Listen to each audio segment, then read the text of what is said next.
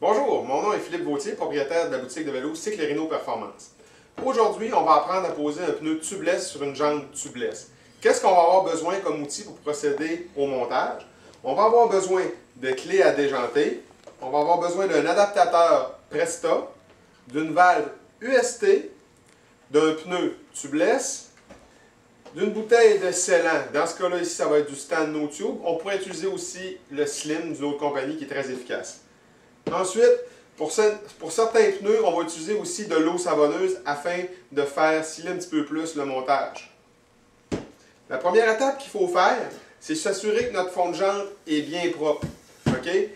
C'est sûr que si vous êtes à l'extérieur, dans la boîte, en compétition vélo-montagne, ça risque d'être un petit peu plus problématique. Souvent, vous allez de toute façon poser un tube et non remettre en tubeless. On fait un bon nettoyage, on s'assure qu'il n'y a pas de cochonnerie de moton dans les lèvres ou ce que le pneu va venir se sciller. On fait une belle inspection visuelle tout le tour de la jambe afin d'être certain que c'est propre. Deuxième étape, ça va être la pose de la valve UST. Une valve UST, ça remplace la valve qui est sur un tube. Voyez-vous, il y a un petit cil de rubber ici comme ça.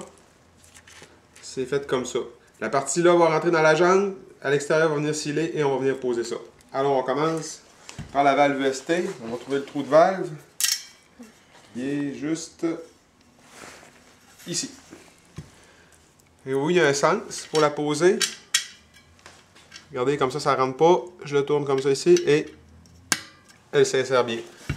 Ensuite, je pose mon petit cil de rubber que j'ai glissé au fond ici. Je prends ma petite vis et je pèse sur le dessus de ma valve afin de bien l'insérer et je viens complètement écraser le cil de rubber avec la vis.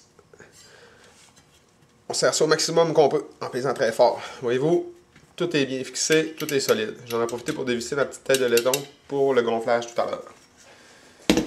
Ensuite, on va préparer notre pneu. Je vais le déplier et lui redonner sa forme. Ce qu'il faut être conscient, c'est qu'un pneu tubeless, c'est souvent des carcasses plus rigides afin de subir la déformation à basse pression. OK?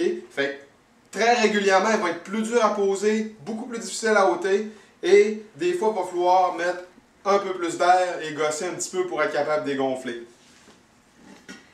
À noter aussi, pour faciliter l'installation, je vous conseille fortement d'utiliser un compresseur à air et non une pompe parce que ça se peut que vous ne soyez jamais capable de le monter avec une pompe. Première étape, c'est qu'on va poser le pneu d'un côté. Voyez-vous, le flanc est très rigide. Et voilà, comme ça, on a un côté de montée. Ensuite, je viens refermer le second côté.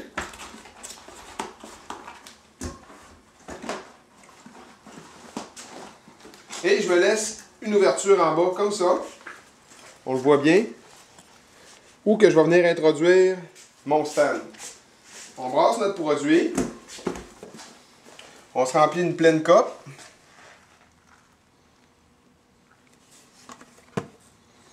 Et on vient la déposer dans le fond du pneu. Comme ça, ici. Tout simplement. Ensuite, on tourne lentement le pneu pour avoir la partie à terminer en haut pour pas que le produit s'échappe.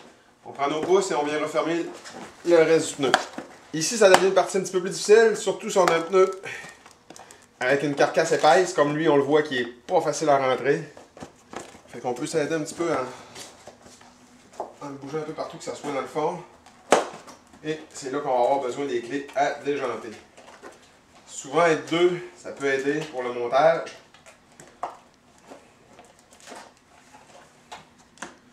Je vais utiliser une clé ici.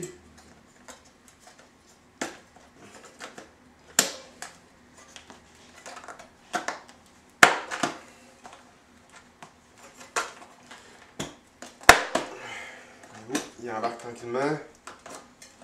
Je tiens une partie ici avec mon doigt. Et on l'entend clipser. Et la dernière partie.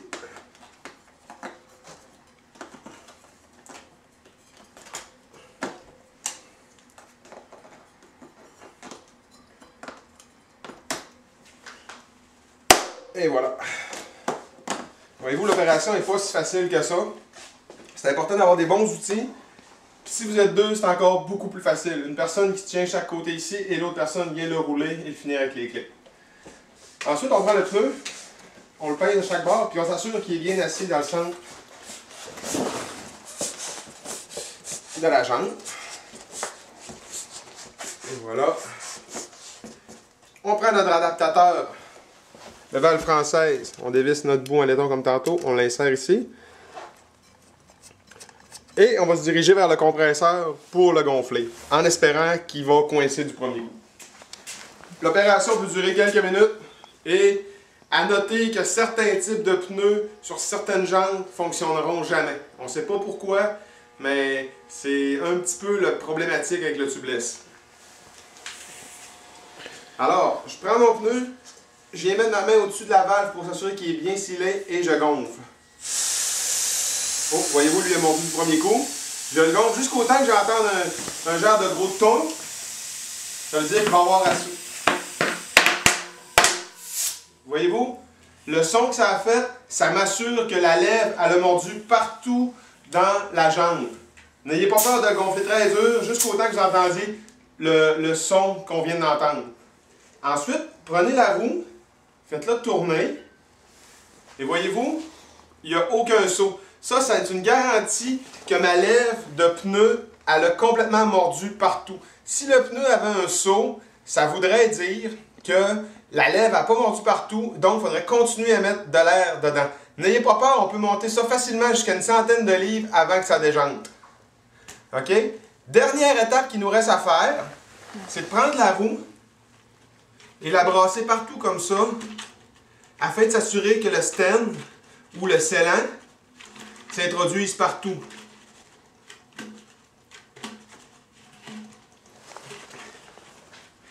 Voyez-vous, je fais plusieurs mouvements de rotation afin de m'assurer qu'il y a du stem partout.